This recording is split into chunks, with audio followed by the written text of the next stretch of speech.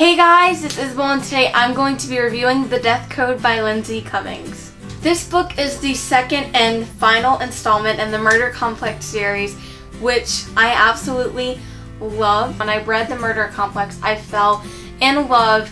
It was such a great book with a plot twist that blew my mind and left me speechless. I was super excited for The Death Code to come out. It is finally here, and I got it the day it came out, and I read it over the next day or two. I think I read it in one day. If you have not read The Murder Complex yet, you need to right now jump on this series. It is so good. If you have read The Murder Complex but have yet to pick up the second book, The Death Code, you need to, because it is not a disappointment.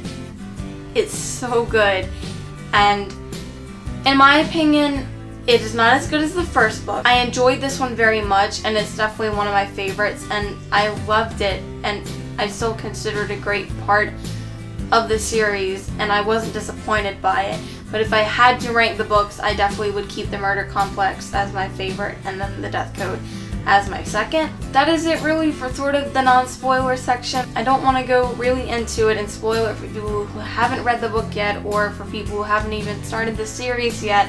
If you haven't read it at all, whether you've read the series or not, I'm gonna have to ask you to leave. Lindsay Cummings is one of my absolute favorite authors, and I love her writing style. It's fast-paced, it's easy, and it's really fun to read at the same time. One of my favorite things about this book was that it didn't take the whole book to get to that point where things fell apart, where things ended, where we destroyed the murder complex and saved people and stopped it.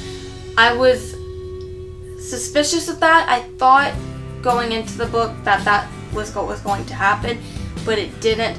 I love that Lindsay kept it fast-paced, and just in a couple chapters, Meadow had already gotten out, her mom had died, setting the program that would go against the murder complex, that things just happened and moved so quickly, like bam, bam, bam, bam, bam. It wasn't slow, it didn't take the whole book.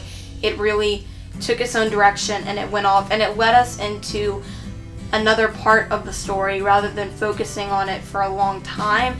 Meadow and Zephyr's relationship took a lot of twists and turns in this book, and it had me nervous that they were going to become withdrawn from each other because of what they'd been through. But what I really loved was that what had happened to them and what they'd been through actually brought them closer together than pulled them apart. Even though it did at points, they were able to come back together because they're such a good couple like that, and he respects her, she respects him. They were there for each other and sacrificed things for each other, which I really loved. When we find the cannibals outside the wall, that was really exciting and cool in a way. Nobody knew what to expect from what would be outside the wall, and I also thought it was interesting later when they're being brought through to the camp where everyone outside is, and they're finding out about America and what a car is and things like that. When you find out that there's a wall surrounding the wall, that it wasn't, hey, you've escaped, it's you escaped that one, now it's escaping this one. And the only way to do that was to go back inside, which was like, okay, we just got out. We just got out and now we're going back in. When she finds her brother, then her dad, only to find out that she can't find her sister, that was really scary and sad, because even though she loved her dad and her brother, Meadow was really out there looking for her sister, and to know that she possibly wasn't safe because no one knew where she were was sad, and I felt really bad for Meadow. Meadow getting sick and dying was really hard to see because she is such a strong character. To see her so broken like that was really painful and hard to read about. It was also beautiful in a way because I love seeing her overcome that, and she didn't let it bring her down. If she was sick and nearly dying, she was hurt but she kept trying her best, and the minute she was better again, it was running, it was back to the mission. She wasn't gonna let this stop her or slow her down. Zephyr also stepped up in this book a lot, and I loved that from him. We saw him fight the murder complex. He did such a good job fighting it, and it was interesting to read about because we don't really know what it's like to have that inside your head, and the fact that he was able to fight it was so great.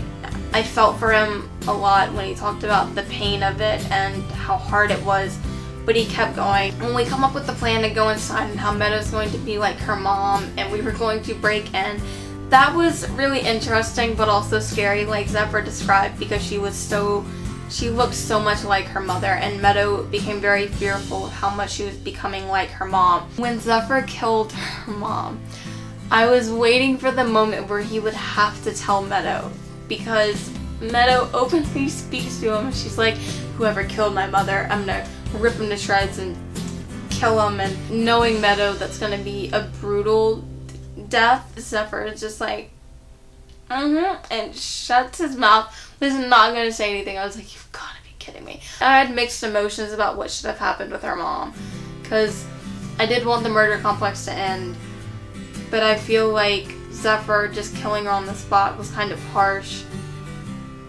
and you felt for Meadow when she really wanted to hear that apology from her mom. I feel like Meadow was waiting for that apology more than she was concerned about sort of how things went down. When Meadow kills herself and is dying, I teared up and cried. Not when she died, not when she stabbed herself, because it was so unexpected that I couldn't react. But then in the next chapter, when she sees her dad and when Zephyr's crying and all that, that was what got me. Then it hit me what had happened. I was too caught up in it and shaken from it to have a reaction to it. I really thought it was cute the way Meadow and Zephyr worked out their relationship, and how she in her own way admitted that she loved him. I really am interested to find out what happens when Meadow and Zephyr and the others leave Florida to go discover what else is out there, to finally get past the barriers, because now that we know it's something really different and everything's not what it seems, I want to see what's happening. I want them to find that safe place. So that is it for my review of The Death Code by Lindsay Cummings. I'm sure there is so much more I could say, but I don't have the time and all that to do it. I have a lot of emotions and feelings about this book, but I can honestly say at the end, to really sum it all up, is that it was a fantastic book. I loved it so much. I loved the characters, the world, everything about the book that Lindsay created. It was so creative and different and dark, interesting, intriguing. I loved it so much overall, and it's definitely one I'll go back and visit soon, and that I recommend to everyone. So thank you guys so much for watching. Comment down below what you thought of The Death Code if you have read it. I will see you all next time. Bye! Oh, and one more thing. If you did not know, the amazing author of the book, Lindsay Cummings, has a YouTube channel that I will leave a link to down below. You guys should go check it out. It's a really great channel, and I love her videos so much. Lindsay is really awesome because she's a book nerd like us. She's an author that has a real passion and love for books like we do, which is neat to see amongst authors having their own booktube channels and things like that. So if you guys want to go and follow her and subscribe to her channel, please do. She is so much fun to watch and I love her videos.